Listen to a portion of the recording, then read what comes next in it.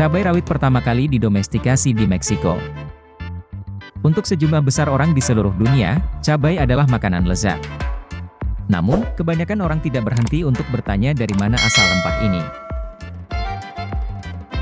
Studi terbaru menunjukkan bahwa mereka pertama kali dijinakkan di Amerika, khususnya di Meksiko.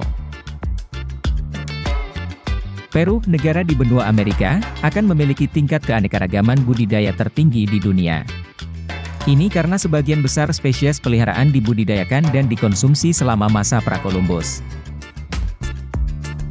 Bolivia memiliki keanekaragaman cabai liar paling luas di dunia yang dimakan. Bahwa saat ini Asia merupakan pemain penting di sektor cabai dapat dikaitkan dengan perdagangan di masa lalu terutama oleh Portugis dan Arab. Penting untuk dicatat bahwa itu adalah komoditas yang berharga karena masyarakat Asia menerimanya dengan sangat baik. Nah, pada kenyataannya, ia telah menjadi produsen cabai terbesar di dunia dibandingkan dengan pemain lain. Produksi dunia per negara. Berdasarkan statistik produksi dunia, total produksi cabai dunia mencapai 33,2 juta ton. Angka ini sudah termasuk paprika dan cabai hijau segar. Seperti disebutkan sebelumnya, kawasan Asia mendominasi produksi ini dengan hampir 80% dari total produksi dunia. Cina berada di urutan teratas dalam daftar yang memproduksi sekitar 16,1 juta ton cabai. Sebagai perbandingan, Cina memproduksi sekitar 48% dari total produksi global. Dibandingkan dengan pesaing terdekatnya, Meksiko, Cina menghasilkan setidaknya 5 kali lipat jumlah yang diproduksi oleh Meksiko yang hanya 2,7 juta ton. Berada di posisi ketiga adalah Turki, dengan total produksi 2,1 juta ton.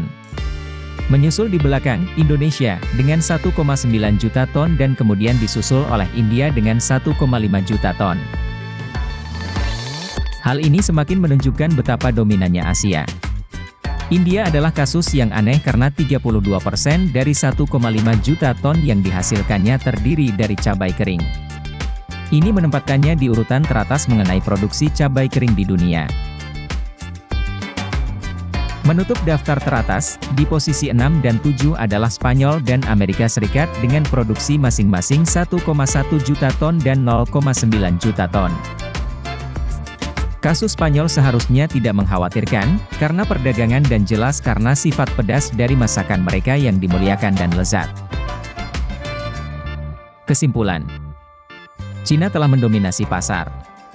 Alasan sederhana untuk ini adalah populasinya yang besar yang akan sama dengan lebih banyak orang yang menanamnya. Manfaat lain seperti devisa datang juga dari ekspor buah yang diinginkan.